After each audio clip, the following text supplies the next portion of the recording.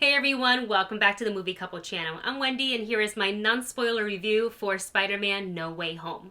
You might be wondering why this is a solo review, and while I'm so grateful to be invited to the press screening of this film, no guests were allowed, which is why you're seeing a solo review for this non-spoiler review for this movie. But Dustin and I will be seeing the movie this coming Thursday. We bought tickets weeks ago, so there will definitely be a spoiler-filled review with the both of us. So make sure you check back to the channel or to our Patreon, actually. That's where it'll be, so you can hear our spoiler-filled thoughts. And with that said, there will not be any spoilers in this review, which means I'm going to keep it as vague as I can while still giving you my initial thoughts and spoiler-free review of the film. And also, please be kind to the others who have not seen this movie. Please don't spoil anything for anybody in the comment section. That's just not nice, and I don't want anyone to have their initial viewing experience ruined by reading a spoiler in the comments. If you're a viewer of this channel, you've probably seen our trailer reactions for the film and our excitement for the film. We waited a really long time for this one, and the film, due to the pandemic, it was pushed back and pushed back, but now here we are at the end of 2021 about to watch this movie. Well, you guys are about to watch the movie. I luckily got to see it. So with that, here are my spoiler-free thoughts. So this movie does pick up from the aftermath of Far From Home, where Mysterio reveals the true identity of Spider-Man. And we see how that not only affects Peter, but it affects his friends and his family as well. I really like how this movie gave ample time to both Spider-Man and Peter Parker. And what I mean by that is how Spider-Man is dealing with all the attention and the pressure of being named public enemy #1 by one J. Jonah Jameson, and how Peter Parker is dealing with that as a high school student, having all of this attention, how it affects him going to school, how it affects his everyday life. I also really enjoy that throughout the whole movie, they continue to show us the strong bond between MJ and Peter Parker, as well as the friendship between Ned and MJ and Peter Parker. Like, those three together, the chemistry is just so good there. You can tell that the good chemistry comes from them being great friends. And yes, I know Tom and Zendaya are dating, but you can just see that the connection, the true friendship is there, both on camera and off camera. And I just thought it just felt really natural watching them act through the scenes and having fun in certain moments, or having moments that have higher stakes in it, and how emotional those moments can get. So with all of this negative attention Peter is getting from his identity being revealed,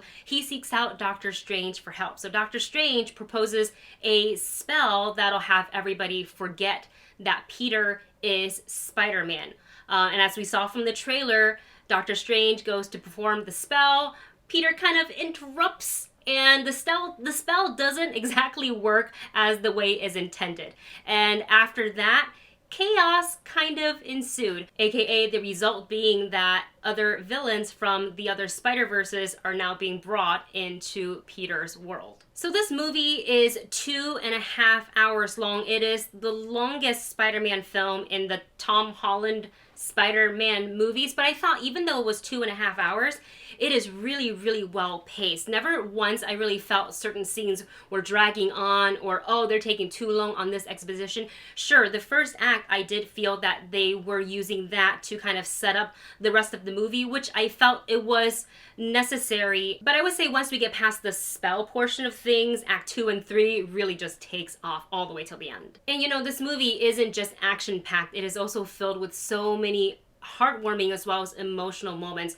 I think I've always said, ever since I think it was Endgame, was it? It was when Peter got blipped, and that, we all know the moment, the I don't feel so good, Mr. Stark.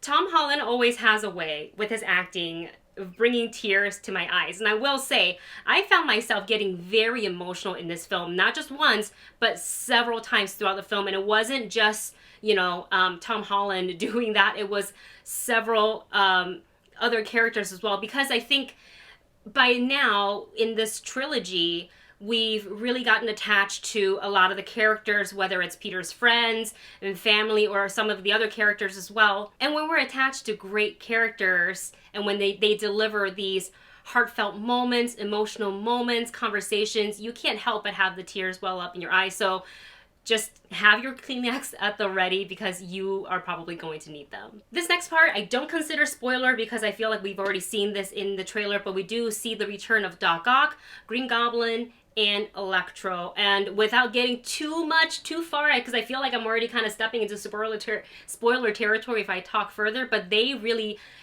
brought having them in the film and having them interact with, this world, it really elevates the movie, and I think there's going to be so many moments that's going to blow your mind because I know it certainly did for me. And again, super action-packed, and every single character that's being brought in from the other universe definitely get their own spotlight. So it was a lot of fun to sit back and watch that all unfold. All right, I feel like I can't say much more without getting into spoiler territory, and I'm trying so hard to help preserve your first initial viewing of the film so you can go in as spoiler free as possible. So I'm going to go ahead and wrap up this review, and if you want to know our rating system, it is listed in the video description, so you can check that out. You guys, I feel like this is a no-brainer.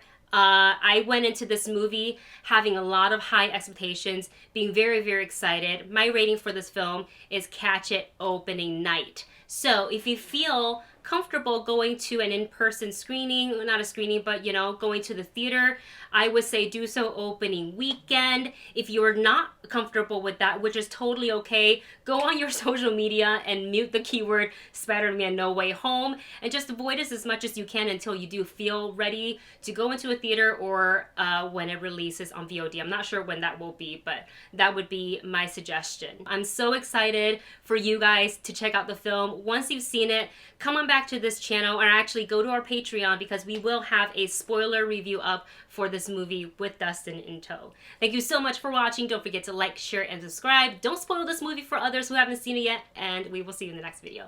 Bye.